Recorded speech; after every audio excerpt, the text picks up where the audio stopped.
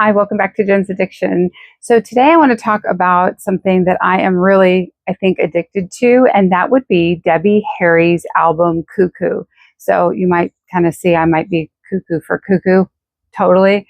I love this album. I feel that it is not given the play or justice or time it deserves. A lot of people kind of look past it, and what sort of spurred me to think about even doing this video in part was because about a month or so ago, I went to a record show and I found yet another copy of KooKoo in a $3 bin.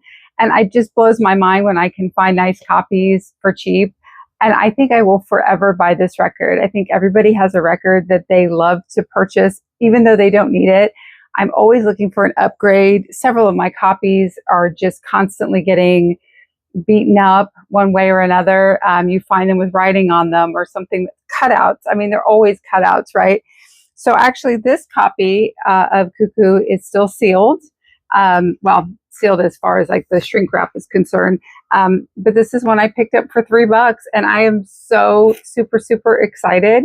So of course this is the cover photographed by the legendary H.H. Geiger. I guess I always say Geiger, so excuse me, I'm probably mispronouncing it. But iconic alien artist for the movie Aliens, if you haven't seen him, and I'm sure you have.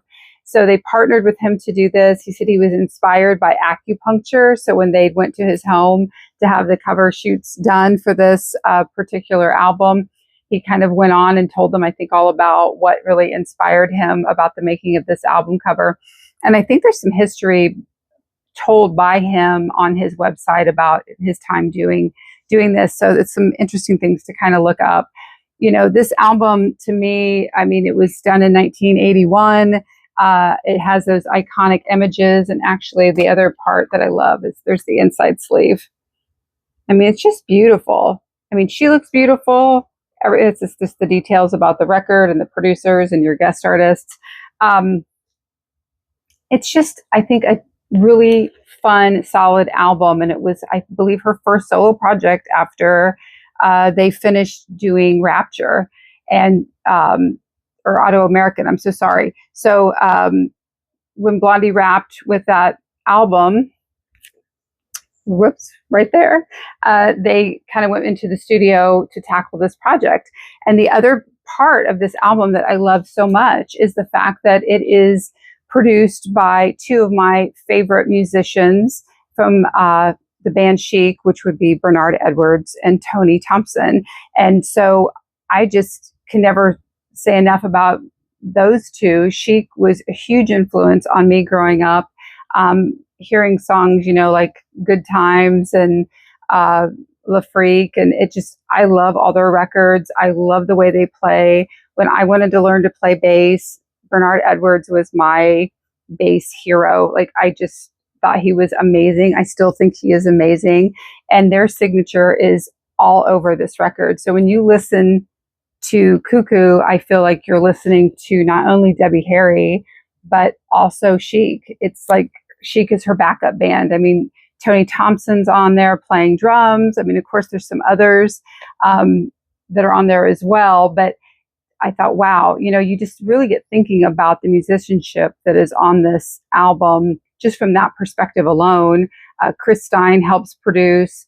Debbie and Chris are writing songs for this album. They're collaborating on a couple of songs with Bernard Edwards and with Nile Rodgers. And this is a project that they did, I think it's Chic Productions. So this is one of the first projects that they tackled before they went on to be that, you know, dynamic production team behind, you know, albums like, you know, Madonna's Like a Virgin, and partnering with Duran Duran, and I believe, you know, David Bowie and whoever else you can think of. I mean, now you almost think about Nile Rodgers in the ways of being a you know, writer producer for other artists, almost more than you think about him having been for himself back when they were with Chic. So super team up, wonderful pairing of, you know, musical geniuses, in my opinion. So most of this record, it kind of goes back and forth. There's 7 songs that are produced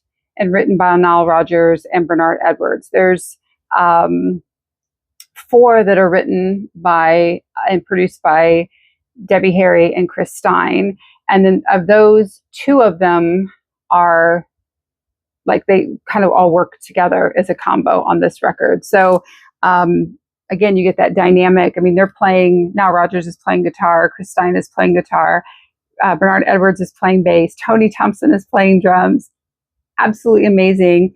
And then there's a credit on the back, or actually on the inside sheet, kind of down here in which area is it, where they give credit to Spud and Pud Devo. You can't probably see it super good, but Spud and Pud Devo is Mark Mothersbaugh and Gerald Cassell. Is it Cassell from Devo? So then you have that whole, Devo's on this record too. Technically, crazy to think about. So I would never say that I am a great, super detailed reviewer. Albums evoke emotion and thought in me in ways that I probably harbor more deeply than I can maybe verbally express. But to give you kind of an idea of what you might get if you were to take a listen to this wonderful record, which I think everybody should. I kind of did a little bit of a synopsis of kind of snippets of things that I wanted to say about songs. So if you think about the fact that this album is recorded after they finished doing Auto American, one of the first songs you get into is one called Jump Jump. That to me is just like Live It Up. It has that Rapture-esque quality to it. Most of the music on here, I feel like, showcases her voice in all those dimensions that we love about Debbie. Like, she just has that great soft range. She has a strong side to her. She has that kind of playful, artistic side to her. And I think all of that is showcased on this record. The next song is called Jam Was Moving. That is produced by Nile Rodgers and Bernard Edwards. That, again, is a little bit more funky. Jump Jump, though, is the first one, like I mentioned. That is Debbie and Chris, and that totally has that Blondie kind of Auto American sound to it. The next song on the side 1 is called Chrome. That is one done by Debbie Harry and Chris Stein. That has those beautiful, soft, like Shayla sounding, from Eat to the Beat sounding vocals that I kind of, it's undeniably Debbie Harry every time that you hear it, but it's that real sweet sort of innocent quality that I don't think we always get to hear from her, because I think she is that powerful front, punk rock front woman that we all love. But I think Chrome has that kind of lovely way of showing her voice, kind of like Shayla did. Surrender would be the next song on side 1. That is totally Nile Rodgers and Bernard Edwards, super funky, kind of reminds me of Good Times in that sound. She has more of a rhythmic style when she's kind of delivering those lines in the song. So, it just has that cadence to it that is very, very Bernard Edwards and Nile Rodgers. The very last one is called, on side 1 is called Inner City Spillover. That song to me has that strong reggae beat and influence that obviously was part of their lives at that time. Unmistakably influential. And I often wonder if some of these songs perhaps were ones that they did not record as Blondie, but kind of kept to themselves, or maybe it just didn't meld with that particular group on that particular album. But Inner City Spillover definitely has that Tide is High feeling to it. When you get onto side 2, the very first song is called Backfired. That has that, again, it's Edwards and Rodgers, very strong brass instrument line, the guitar and bass. It's just kind of, that kind of very funky, rhythmic, unmistakable sounds of the late 70s into the 80s. You can really hear, I think, in Backfired what will become that sound that Nile Rodgers and Bernard Edwards might be known for. It shows up in Duran Duran songs. It definitely shows up in Madonna's songs, like a Virgin. There's just something about that song that really kind of reminds me of what is yet to come. So that's kind of exciting. I mean, we do get the total pleasure of getting to know their body of work after KooKoo, but you can hear what happens later, which I think is super exciting. Now I know, let's see, now I know, has that Heart of Glass sound to it. It's very reminiscent of Heart of Glass. She has that higher melodic tone to her voice that, again, I think you hear in Heart of Glass, those ranges of notes that I know I could never hit. So she's kind of in that headspace, I think, vocally when she's singing that song.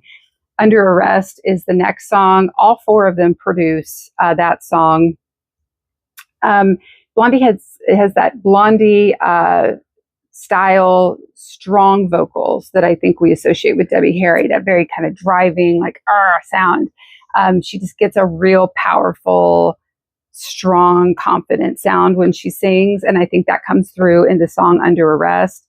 Military Rap is the next one after that. It is kind of just as it is. It is that sort of takeoff from Rapture, like what else can we do in that sort of style of music? And at the very end, the very last song on this album is called Oasis. All four of them produce it. So Stein, Debbie, Nile Rodgers, and Bernard Edwards. It has a lot of melody and flow to it. It has some crazy lyrics, but it is a very melodic, easy to listen to song, I think. And so overall, when I listen to this album, I do think it has those wonderful peaks and valleys that it takes you to, but it is a real great mashup of everything I love about Blondie and everything I love about Chic on one record. And it's, I don't know, I just think it's like the perfect, Debbie Harry record. Not to mention the fact she goes brunette for this. I don't even think that's, you kind of forget the fact we always see her as a blonde. She did, take some time out from doing that after Blondie and went brunette and then made KooKoo. And it was just, I don't know, I just think it was perfection. So I definitely would highly recommend, if you're a Blondie fan, if you're a Chic fan, if you're a Debbie Harry fan, if you're a funk fan, if you're a, post-punk fan, give this record a try if you haven't heard it yet. If you find it in a $1 bin, a $3 bin, pick it up. It is absolutely a winner. If nothing else, I mean, come on, the artwork is amazing on this. I mean, seriously, it's just beautiful. So yeah, this is just a really beautiful, beautiful record all the way around. I can't say enough good things about KooKoo. It really is one I hold near and dear to my heart. And I hope that every one of you will maybe get a chance at some point, if you haven't, to get to hear it and maybe just listen to a little bit of it for sure. So until next time, I hope you're spinning some great tunes. Hopefully you're listening to Debbie Harry's KooKoo and giving it a shot. And if so, please leave some comments in the bottom if you do like it, or if you don't, or if you have another suggestion of hers that might be nice for everyone to kind of be turned on to. So thanks again. Please like and subscribe, and I'll see you next time. Bye-bye.